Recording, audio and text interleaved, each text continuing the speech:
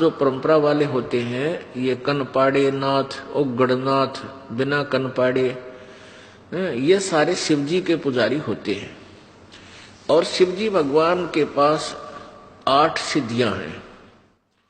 इन 8 सिद्धियों में से किसी को 1 खिलौना दे देता है, किसी को 2 दे देता है, किसी को 3 दे देता है। 1, 2, 3 बस, कोई ज्यादा से ज्यादा किसी को 4 पूरी नहीं देगा, क्योंकि फिर तो उससे सुप्रीम उसी के बराबर हो जाते हैं। 1, 2 खिलौना दे देता है, जिस कारण से वो हल्दी की गांठ प्राप्त करके पंसारी बन जाते हैं। और परमात्मा कबीर जी कहते हैं, शब्द महल में सिद्ध 24 हंस बिछोड़े बिस्वे बीसा। गरीबदास जी बता रहे हैं अपने कबीर परमेश्वर की महिमा, कि हमारे कबीर भगवान ने जो हमें मंत्र दिया है उसमें 24 सिद्धियां आ जाती हैं। आपको आप ऐसा सिमरण कर रहे हो, इस मंत्र से आपको जब ये तीनों मंत्र मिल जाएंगे और सच्ची लगन से आप जाप करते रहोगे, आपके अंदर 24 सिद्धियां आ जाएंगी। लेकिन इनको कभी भूल कर भी प्रयोग नहीं करना, नहीं तो आपका काम बिगड़ जाएगा। क्योंकि फिर आपकी प्रभुता बन जाएगी, लोग आपके पीछे पीछे घूमने लग जाएंगे, आप झाड़े लाने लग जाओगे, किसी को आशीर्वाद, किसी को बद्दुआ, और अपने सारी कमाई को यही नाश करके चले जाओगे। ऐसा ही ये ऋषि और सिद्ध लोग करते रहे। पहले तो डरे डोयाते बैटरी चार्ज कर लेते, जंगलों में बैठ कर वन में जाकर 10-10, 15, 12-12 वर्ष, और फिर आकर के नगरों में किसी का आशीर्वाद, किसी को बद्दुआ, दोनों का, किसी का नाश, किसी को लाभ, ऐसे करके आप भी जैसे थे। गोरखनाथ जी के गुरुदेव मच्छंदर नाथ जी, वो कंवारे थे, ब्रह्मचारी थे। अधिक काल की जाल ए भगवान।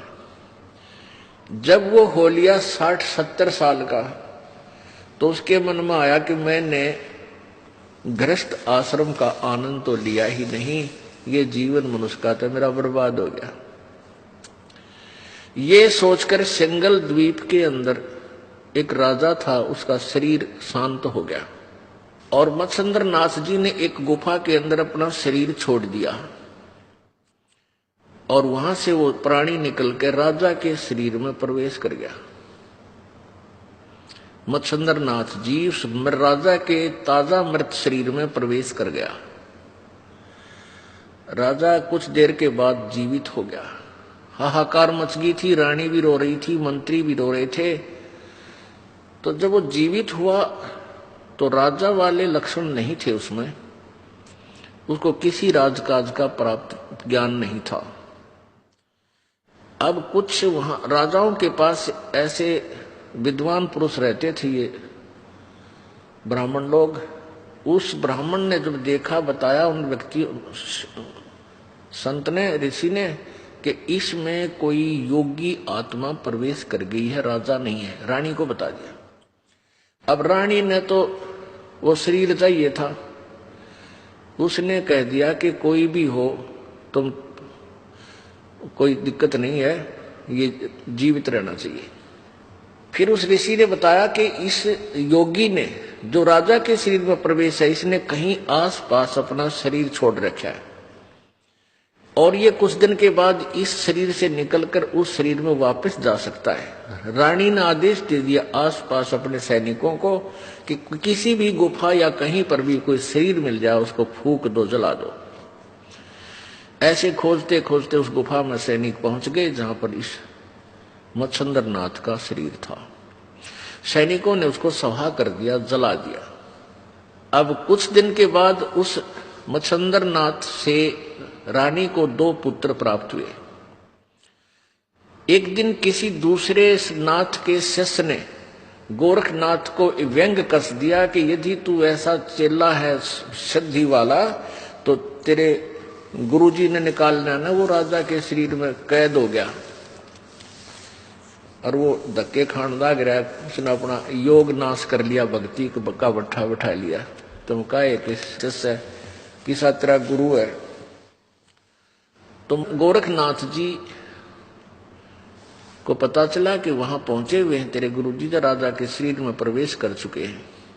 तो राजा के लड़के का जन्मदिन था, मतलब उस जो मच्छंदर नाथ से उत्पन्न लड़के का जन्मदिन था। और दूसरे शहर से, दूसरे नगर से एक गाने बजाने की पार्टी आ रही थी। उस दिन साज खूब अच्छा नाचना गाना कर रखा था और वो सुप्रसिद्ध पार्टी थी गाने बजाने वाली। उसको विशेष रूप से राजा ने बुलवाया था। रानी ने क्या कर रखा था कि शहर में कोई भी योगी नहीं आ जा। वो जो ऋषि उसके राजा का जो गुरु था, रानी को बताया उसने कि ये मच्छंदर नाथ योगी है और इसका शिष्य गोरखनाथ बहुत बड़ा सिद्धि युक्त है, वो कभी भी इसको निकाल कर ले जा सकता है। तो रानी ने चारों तरफ सीमा पर, पूरी अपने शहर की सीमा पर चारों तरफ बाउंड्री करवा दी। सिंगल 2 गेट छोड़ रखे थे। उन सब गेटों के ऊपर विशेष पहरेदार लगा दिए थे। कोई भी संत साधु इसमें प्रवेश नहीं कर गया, नगरी में नहीं आवे। तो गोरखनाथ जी ने कई बार चेष्टा की तो वो नहीं प्रवेश कर सका। उस पार्टी में मंडली के अंदर वो मंडली आ रही थी उस नगर में। गोरखनाथ जी ने पूछा भी कहाँ जा रहे हो? उन्होंने बताया कि राजा का ऐसे ऐसे लड़के का जन्मदिन है और हम आमंत्रित हैं, हम वहां ढोलक डालक बजाने जावे, गाने गुने गावेंगे। अब गोरखनाथ ने सोचा भाई अब ये तरीका बनेगा वहां प्रवेश करने का।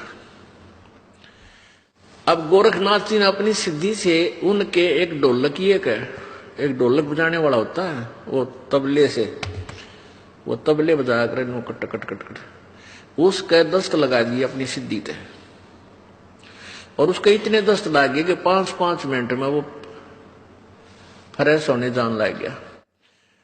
अब वो बिल्कुल शहर के पास आई हुए थे मंडली। उनके मुखिया ने सोचा भाई आज बात बिगड़ेगी और कोई नया यदि हम रखेंगे तो ताल में ताल नहीं मिलेगी और राजा का काम से मनमाने सजा दे दे। यह तो बहुत बात बिगड़ी एन टाइम पे। तो गोरखनाथ बोला भाई क्यों चिंतित हो तुम मंडली वाले हो? वो मुखिया बोला उनका कि महाराज जी बात यूं है कि हमारा ये ढोलकी है जो है ना तबले बजानी है दोस्त लाग गए। तो गोरखनाथ जी बोला भाई तबला तो मैं भी बहुत बढ़िया बजा दूं, अग बजा के दिखा। ये उसने ला दी ताल, उनको फिट बैठ की बिल्कुल सही मिल गया, भला हो भगवान तेरा। तो उसको लेकर वो आगे। अब वहां जब वो गाना गाने लगे, मच्छंदर नाथ बैठा उस राजा के शरीर में, रानी बैठी आसन पे, दोनों बच्चे गोदी में। अब वो ढोलकी बजावे है जाग मच्छंदर जाग, गोरख आ गया जाग मच्छंदर जाग। ये वो अंदर तो थी उसमें वो आत्मा तो वही थी, वो फड़क्या तो उनकी नजर में नजर मिली। अब मच्छंदर ने कहा, यानी राजा ने कहा कि ये ढोलकी वाला बहुत अच्छा आदमी, इसको यहीं रख लो। वो वहीं रख लिया। तो मच्छंदर ने उन दोनों बच्चों की सेवा की ड्यूटी ला दी कि तू उन बालका की सेवा करा कर, बच्चे खिलाया कर। गोरखनाथ अपने शिष्य थे। अब गोरखनाथ जी उन बच्चों को खिलाता है दोनों को, और रह रह कर उनको समझाता अपने गुरुजी को, गुरुजी चलो यहां से, आप कहां फंस कर बैठ गए, अपनी भक्ति करेंगे, निकलो यहां से। नो गोरखनाथ बकवाद मत करे, तू मेरी ड्यूटी जो मैंने आदेश दे दिया तू बच्चे खिलाता रहा, बस जी आ रहा है।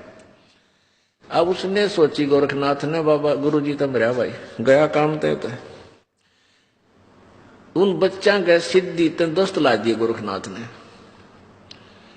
एक ने टट्टी हुआ के लावे इतने दूसरा तैयार पावे, दूसरे ने फरज करके लावे इतने दूसरा हो जा। गोरखनाथ बोला रहा तू इन्हें ढंग से झटका लिया, वो दोनों ने पकड़ लिया गोरखनाथ, और चोटी पकड़ के सिद्धि थे नो झटका दी। वो खाल लटकाए लावे, वो अंदर का सामान बाहर उड़े पड़ा रह गया। वो दोनों की खाल सिद्धि से, एक सिद्धि ऐसी शक्ति होती है वो कुछ भी किसी प्रकार का ऑपरेशन कर सकती है। दोनों की वो खाल खाल लटकाए लावे, चोटी जैसे सांप कांतली छोड़ दिया करे, और दोनों बच्चे बड़े बाहर पड़े, कवर रहित कवर नहीं था उन पर। अब मच्छंद्र नाथ बोला, रत्न नाश कर दिया निकम्मे, मेरे बेटे मार दिए। तो बोले आपने तो कहा था झड़का लिया, नहीं झड़का लिया, देखो खाली कर लिया। तो बहुत लाल पीला होया। गोरखनाथ ने कहा कि भगवान आप किस काम आए थे यहाँ पर? मैंने तो तेरी 2 ही बूंद नाश करी है, तेने रोज कितना नाश कर लिया अपना पता है? एकदम योगी था, कुछ पिछले संस्कार अच्छे थे। तुरंत ने बोला भाई क्या करूं? निकल इसमें, मेरा अपने निकला जाता, मतलब फ्यूज हो लिया, मेरी सिद्धि शादी कुछ ना रह रही। तब गोरखनाथ जी ने अपनी सिद्धि से वो शरीर शांत कर दिया। अब शरीर शांत कर दिया, शरीर शांत करने से पहले बोला मेरा ये डोला ठा लिए तुम। उस थैले में उसने सोने की डाल रखी थी। मच्छंद्र नाथ ने चलती आन ले चलूंगा, आगे भंडारा में काम आऊंगी। सोने की ईटा इतनी मोटी मोटी 3-4 ले रहा था सोना, यानी किलो पक्का। गोरखनाथ ने जब तक ठा लिया, आगे जाके देखा कि उसने बताया था कि उस गुफा में मेरा शरीर है, उसमें प्रवेश करूंगा। वो शरीर पाया नहीं। तो गोरखनाथ जी ने क्या किया कि वहां अस्थि पड़ी थी, उसकी अस्थि मच्छंद्र नाथ की, जो फूके हुए शरीर से भस्म किए हुए शरीर की बची हुई अस्थि, यानी वो हड्डियां पड़ी थी। वो हड्डी इकट्ठी की, अपनी सिद्धि से मच्छंद्र नाथ का शरीर उसी एज का बना दिया और वो जीवात्मा प्राण उसके प्रवेश कर दिए मच्छंद्र नाथ के। अब मच्छंद्र नाथ जी चल पड़े और वो झोला ठा लिया जो गोरखनाथ ले रहा था, काख में दे रहा उसने, अगर इसमें सोने की ईंट है। अब पता तो गोरखनाथ जी को भी था। मच्छंद्र नाथ बोला भी पानी पीऊंगा, इस कुएं में बच्चा जल निकाल। अब गोरखनाथ जी जल निकाल दिया, गुरुजी जब जल पीने लगे और वो ईंट उस कुआं में गिर दी जो गुरुजी चिपक रहा था सोने की ईंटों के। छोटी छोटी ईंट बना लिया करते ऐसे, वो उसमें जल में कुएं में डाल दी। वो मच्छंद्र नाथ एक लाठी ठावर एक दरे और 20 गाली सुना दी उसने गोरखनाथ ने, तू नाश है, निकम्मा है, तने नाश कर दिया है, इतना कीमती सोना था तने जल में गिर दिया, तेरी तो बुद्धि भ्रष्ट हो रही है। तब गोरखनाथ जी बोले, गुरुदेव हम परमात्मा पाने के लिए निकले थे, ये फिर राजंश को खाके आपके अंदर ये संग्रह संचन की बीमारी फेर होगी। तो जब वो बिल्कुल शांत ना हुआ ना मच्छंद्र, गोरखनाथ वहां एक छोटी सी पहाड़ी थी, अपनी सिद्धि शक्ति से उस पत्थर को, पूरी पहाड़ी को सोना बना दिया। अगले गुरुजी एक ईंट पर मरण न हो रहे, उठा लो, कितना उठाओगे इसमें? तब गोरखनाथ मच्छंद्र नाथ शांत हो गया। तरह के जो भैया कित डले डो रहा हूं, कहीं माटी का करोगे क्या तुम? यानी अब जो ये दास आपको एग्जाम्पल देने जा रहा है, इसका रिजल्ट देखना क्या होगा। इसको तत्व ज्ञान कहते। तत्व ज्ञान क्या होता है? जैसे देसी घी ने गर्म करे और फिर अच्छी तरह ताक नारा डाल दे, वो शुद्ध हो जाता। तो ये शुद्ध घी जो है ये तत्व ज्ञान है। अब हमने केवल वो खिचड़ी ज्ञान सुन रखा था जिसमें वो सारा डंगा भी अंदर ही होता है, मक्खन जिसे बोलते हैं। अब वो दोनों गुरु चेला आगे, ठीक है। अब ये देखना कि गोरखनाथ जी ने मुर्दा भी जीवित कर दिया और एक पहाड़ी को सोने में भी परिवर्तित कर दिया, और फिर भी मोक्ष नहीं था। फिर भी मोक्ष नहीं था। क्या बताते हैं परमात्मा कि ये सिद्धियां जो होती हैं ये इस प्राणी की शत्रु होती हैं।